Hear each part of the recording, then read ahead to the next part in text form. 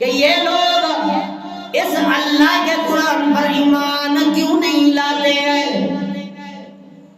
اس ایمان نہ لانے کی وجہ سے آپ اتنے غمگین ہیں کہ شاید آپ ہلاک ہو جائیں گے، فوت ہو جائیں گے۔ حضرت اما عائشہ صدیقہ طیبہ طاہرہ فرماتی ہیں، امہات المومنین، فرمایا ایک رات میں نے اللہ کے پیغمبر کو بستر پہ نہیں دیکھا، رات کا ٹائم ہے اور میں ٹٹولتے نبی کو ڈھونڈتے اور مسجد نبوی کے اندر پہنچ گئی۔ اللہ کے نبی صلی اللہ تعالیٰ علیہ وسلم اتنا لمبا سجدہ کیا کہ میرا گمان ہوا کہ اللہ کے نبی دنیا سے کوچ کر گئے۔ میں نے پاؤں کو ہلایا انگوٹھے کو تو وہ ہل گیا، پتہ چل گیا کہ نہیں اللہ کے نبی صلی اللہ علیہ وسلم سجدے کی حالت میں، اور میں نے کان لگا کر سنا کہ اللہ کے نبی صلی اللہ تعالیٰ علیہ وسلم رو کے فرما رہے تھے، رب امتی رب امتی، اللہ میری امت کا کیا ہوگا، میری امت کا کیا ہوگا؟ کہ اللہ نے ہمیں نبی وہ دیا ہے کہ جس کی سب سے زیادہ اپنی امت کی فکر ہے، اور نمبر 2 فرمایا تمام نبی اپنی امت کے خیر خواہ آئے ہیں، سارے نبی خیر خواہ بن کر، جس طرح فرمایا سورہ اعراف کے اندر، فرمایا قال یا قوم لقد ابلغتکم رسالۃ ربی ونصحت لکم ولکن لا تحبون الناصحین۔ فرمایا تمام انبیاء اپنی قوموں کی طرف، قبیلوں کی طرف، فرمایا یہ کہتے ہوئے یہ پیغام رب کا پیغام پہنچانے کے لیے آئے، یہ کہتے ہوئے کہ ہم تو اللہ کا پیغام دینے کے لیے آئے، وَنَصَحْتُ لَكُمْ، ہم تمہارے خیر خواہ ہیں، وَلَكِنْ لَا تُحِبُّونَ النَّاصِحِينَ، تم لوگ خیر خواہی کو پسند نہیں کرتے ہو، اپنے فائدے کو پسند نہیں کرتے ہو۔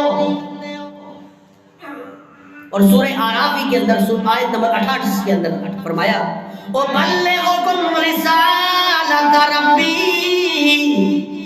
رِسَالَاتِ رَبِّي وَأَنَا لَكُمْ نَاصِحٌ أَمِينٌ۔ فرمایا میں تمہیں اپنے رب کا پیغام پہنچا رہا ہوں اور تمہارے لیے خیر خواہ ہوں۔ گویا پتہ یہ چلا ہر نبی اپنی امت کے لیے خیر خواہ ہے، لیکن اللہ نے وہ پیغمبر ہمیں عطا فرمایا جو اتنا خیر خواہ ہے، اتنا خیر خواہ ہے کہ اپنی جان کو حلال کرنے کے لیے تیار ہے۔ فَلَعَلَّكَ بَاخِعٌ نَفْسَكَ عَلَىٰ آثَارِهِمْ إِن لَّمْ يُؤْمِنُوا بِهَٰذَا الْحَدِيثِ أَسَفًا۔ اتنا خیر خواہ پیغمبر دیا اللہ نے ہمیں کہ امت کے لیے اپنی جان بھی گلانے کے لیے تیار۔ صحابہ فرماتے ہیں امت کے لیے اتنا رونے والا وہ پیغمبر تھا کہ نبی مہربان صلی اللہ علیہ وسلم کے سینے مبارک سے ایسے آواز آیا کرتی تھی جیسے آندھی اگلنے کی آواز آیا کرتی ہے، سینے سے ایسے آواز آتی ہے، اتنے دکھتے تھے اللہ کے پیغمبر سے۔ اور کتنا خیر ہوا کہ نبی مہربان صلی اللہ علیہ وسلم کی حدیث ہے مسلم شریف کی، فرمایا لِكُلِّ نَبِيٍّ دَعْوَةٌ مُسْتَجَابَةٌ فَتَعَجَّلَ كُلُّ نَبِيٍّ دَعْوَتَهُ۔ فرمایا ہر نبی کو اللہ نے ایک اختیاری دعا عطا فرمائی ہے، ہر نبی کہ میرا پیغمبر جو بھی دعا تو کرے گا وہ اللہ ہر نبی کو ایک دعا اختیاری دی ہے. فرمایا سارے نبیوں نے وہ دعا دنیا میں مانگ لی ہے، دنیا میں اللہ سے وہ دعا مانگ لی ہے، مختلف شکلوں کے اندر، مختلف صورتوں کے اندر اللہ سے وہ دعا مانگ لی. لیکن نبی کریم صلی اللہ علیہ وسلم نے فرمایا وَإِنِّي تَبْعَتُ دَعْوَتِي شَفَاعَةً لِأُمَّتِي يَوْمَ الْقِيَامَةِ، وہ اختیاری دعا میں نے اپنی امت کے لیے جمع کر کے رکھی ہے، قیامت والے دن وہ دعا میں مانگوں گا، ایسی دعا مانگوں گا اللہ سے، ان کلمات کے ساتھ مانگوں گا جو مجھے معلوم نہیں ہے. میں دعا کے لیے ہاتھ اٹھاؤں گا، روؤں گا اللہ کے سامنے، گر گراؤں گا. اللہ کریم فرمائیں گے ارفع راسک کا میرے پیغمبر، میرے پیغمبر اپنے سر کو اٹھائیے، روئیے نا، سلما تو کا آپ مانگتے جائیے، ہم دیتے چلے جائیں گے. اللہ کے نبی نے کیا فرمایا؟ بڑی واضح بات ہے. ہم یہ کہتے ہیں نا کہ نبی کی امتی ہیں جی ہم تو چلی جائیں گے جنت کے اندر. دیکھو یہ نبی کی دعا ہے، اور اللہ کے نبی صلی اللہ علیہ وسلم نے فرمایا من مات من امتی، جو میری امت میں سے مر گیا، فوت ہو گیا اس حالت میں کہ لا یشرک باللہ شیئا، اللہ کے ساتھ وہ ذرہ برابر بھی کسی کو شریک کرنے والا نہیں ہے، مشرک نہیں ہے. فرمایا جو یہ کام کرے گا میری شفاعت اس کے لیے لازمی ہو جائے گی. یہ تو مشرک اللہ کے غیر سے مانگنے والا، قبروں سے، مزاروں سے، حجر اور شجر سے مانگنے والے لوگ بھی اس امید میں ہیں کہ اللہ کے نبی کی شفاعت ہوگی. ہم تو نبی کی شفاعت کا ذکر تو کرتے ہیں کہ جی ہم نبی کی شفاعت کے ہم مستحق ہوں گے قیامت والے دن، لیکن نبی اپنی امت میں ان لوگوں کے خلاف استغاثہ دائر کرے گا، وہ بات ہم بھول گئے. اللہ کے نبی اپنی امت کے ان لوگوں کے خلاف استغاثہ دائر کریں گے. وہ کون سے لوگ ہیں کہ نبی مہربان صلی اللہ علیہ وسلم فرمائیں گے قال رب ان قوم اتخذوا هذا القرآن مہجورا، اللہ میری امت کے یہ لوگ قرآن کو پس پش ڈالنے والے، جو قرآن سے منہ موڑنے والے ہیں، ان کے احکام سے منہ موڑنے والے ہیں، ان کے خلاف اللہ کے نبی استغاثہ دائر کریں گے اللہ کے دربار میں. آج اس قرآن سے کتنا انصاف ہم نے کیا، کتنا قرآن ہم نے پڑھا، کتنا قرآن ہم نے سمجھا، اپنی اولادوں کو کتنا قرآن مجید ہم نے پڑھایا. دنیا کی تعلیم کے لیے صبح و شام صرف کیے، پیسے خرچ کیے، اوقات لگائے. آج تو بچے کو ہم قاری صاحب کے پاس بٹھا دیتے ہیں، ہم یہ سمجھتے ہیں جی بس حاصل آتے ہیں. کبھی نہیں پوچھا کہ ہمارا بچہ قرآن مجید پڑھنے کے لیے آتا ہے یا نہیں آتا، بھائی پڑھائی میں کیسے ہے. اور اسکول کے اندر ہر ہفتے ہم جاتے ہیں اور وہاں پہ جا کر اپنے بچے کی کارکردگی پوچھتے ہیں.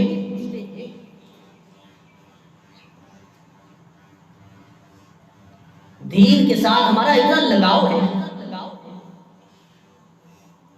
اب سب کچھ سکھائے بھی قاری صاحب، ادب بھی، احترام بھی.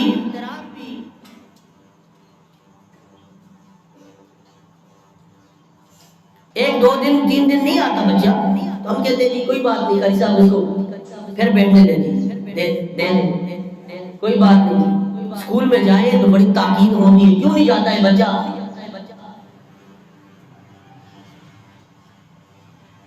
جن چیزوں میں ہمارے مال اور جان لگ رہی ہے، ہمارے بچوں کا میلان بھی اسی طرف ہوگا، دنیا کی طرف ہوگا، پھر کیسے ہمارے بچے دیندار بنے؟ ہمارے گھروں میں دیکھیں کتنی دینداری موجود ہے، کتنا اللہ کا قرآن پڑھا جاتا ہے، کتنا قرآن سمجھا جاتا ہے۔ تو عرض کا رہا تھا موضوع نکل جائے گا کہ اللہ کے پیغمبر صلی اللہ تعالی علیہ وسلم امت کے لیے بڑے فکر مند ہیں، بڑے دکھنے والے ہیں۔ حضرت عبداللہ ابن عمر بن عاص رضی اللہ تعالیٰ عنہ فرماتے ہیں ایک مرتبہ اللہ کے نبی صلی اللہ علیہ وسلم نے حضرت ابراہیم علیہ السلام کی دعا اپنی امت کے لیے ذکر فرمائی قرآن میں۔ فرمایا ابراہیم علیہ السلام دعا کر رہے ہیں رب انہن اضللن کثیرا من الناس فمن تبعنی فإنه منی ومن عصانی فإنك غفور رحیم۔ حضرت ابراہیم علیہ السلام دعا کر رہے تھے اپنی امت کے لیے، اے میرے ربا انہن اضللن کثیرا من الناس، فرمایا ان بتوں نے کتنے ہی لوگوں کو گمراہ کر دیا، میری امت کے لوگوں میں سے کتنے لوگوں کو گمراہ کر دیا۔ فمن تبعنی فإنہ منی، اور جو میری تابعداری کرے گا وہ مجھ میں سے ہے، ومن عصانی، اور جو میری نافرمانی کرے گا فإنک غفور رحیم، اللہ تو بخشنے والا رحم کرنے والا ہے، تیری مرضی۔ حضرت عیسیٰ علیہ السلام دعا کر رہے ہیں، فرمایا ان تعذبهم فإنهم عبادك وإن تغفر لهم فإنك أنت العزيز الحكيم۔ اے میرے پروردگار، اے میرے ربا، میری امت کے گناہ دیکھ کر اگر تو نے عذاب دینا چاہے تو تیری مرضی ہے، اور اگر اللہ میرے ان آنسوؤں کو دیکھ کر انہیں تو معاف کرنا چاہے تو بہت بڑا زبردست اور حکمت والا ہے۔ یہ کہنے کے بعد حضرت ابراہیم علیہ السلام کی دعا، حضرت عیسیٰ علیہ السلام کی خیر خواہی اپنی امت کے لیے، یہ ذکر کرنے کے بعد نبی مہربان صلی اللہ علیہ وسلم رو پڑے۔ اللہ کے نبی صلی اللہ علیہ وسلم نے فرمایا اللہم، حضرت عبداللہ ابن عمر فرماتے ہیں نبی مہربان صلی اللہ علیہ وسلم نے ایسے ہاتھ اٹھایا، فرمایا اللہم امتی امتی، اللہ میری امت کا کیا ہوگا، میری امت کا کیا ہوگا۔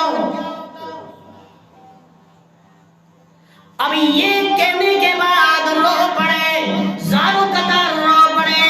صحابہ فرماتے ہم نے سنا، تھوڑی دیر گزری، نبی مہربان صلی اللہ علیہ وسلم کے پاس جبرائیل امین آ گئے، پیغام لے کر آ گئے اور فرمایا میرے پیغمبر اللہ فرما رہی ہیں اِنَّا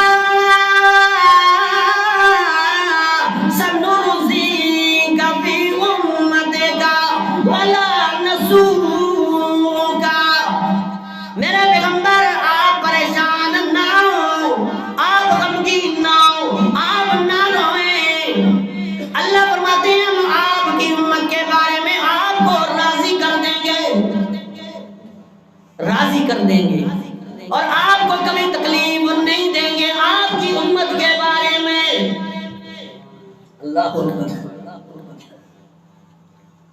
ویسے بھی اللہ نے فرمایا نا وَلَسَوْفَ يُعْطِيكَ رَبُّكَ فَتَرْضَىٰ، میرے پیغمبر ہم آپ کو اتنا دیں گے ان قریب آپ راضی ہو جائیں گے۔ اور کیسے راضی کیا اللہ کریم نے.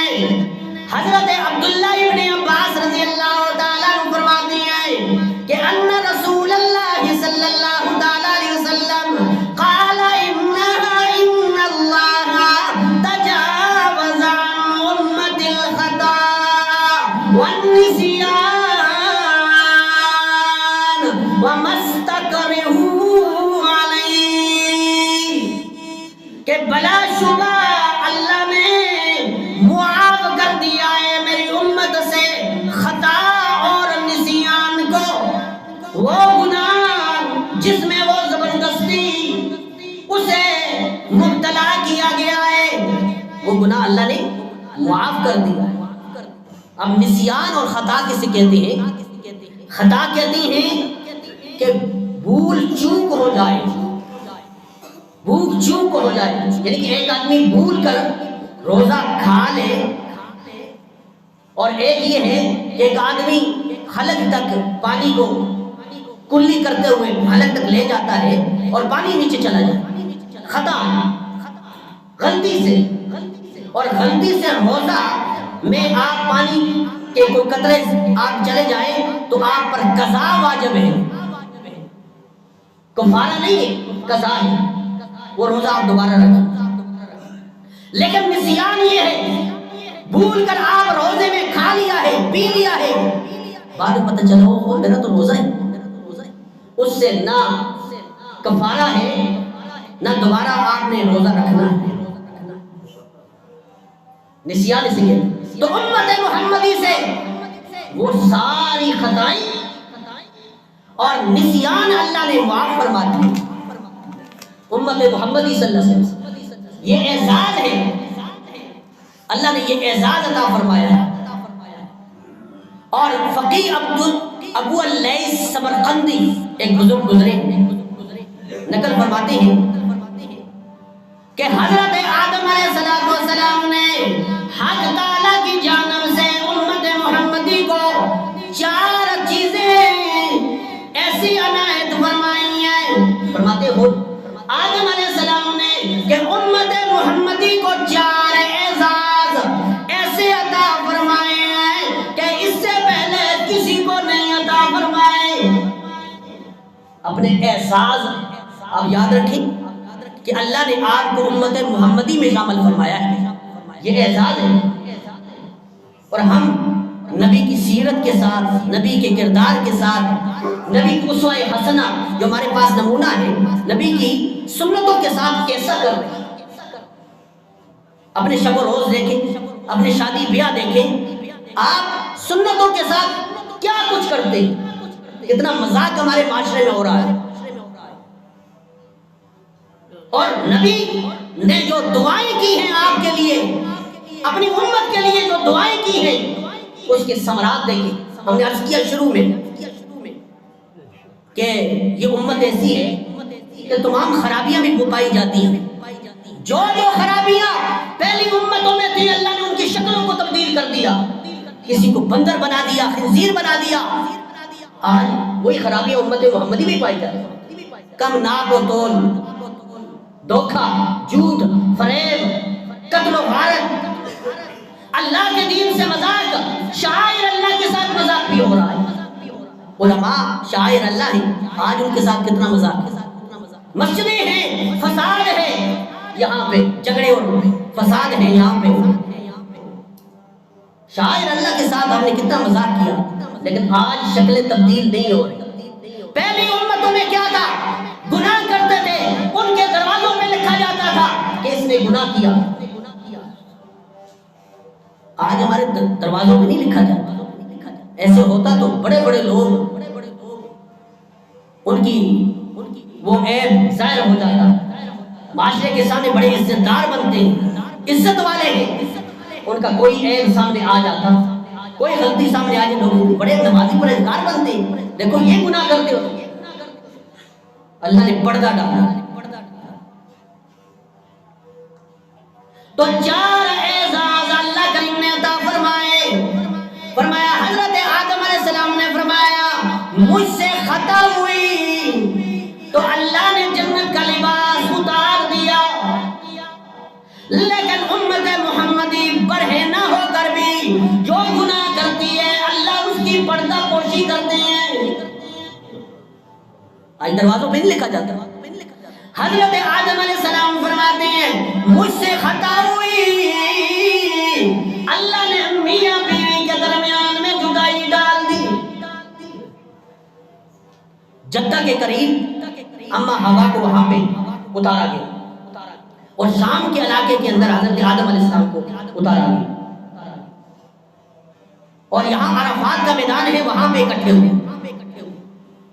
تو یہ اعزاز ہے، فرمایا میاں بیوی کے درمیان میں اس خطا کی وجہ سے جدائی ہوئی، آدم علیہ السلام فرمایا، لیکن امت محمدی کو یہ اعزاز ہے کہ گناہ تو کرتا ہے، میاں بیوی کے درمیان میں جدائی نہیں ہے۔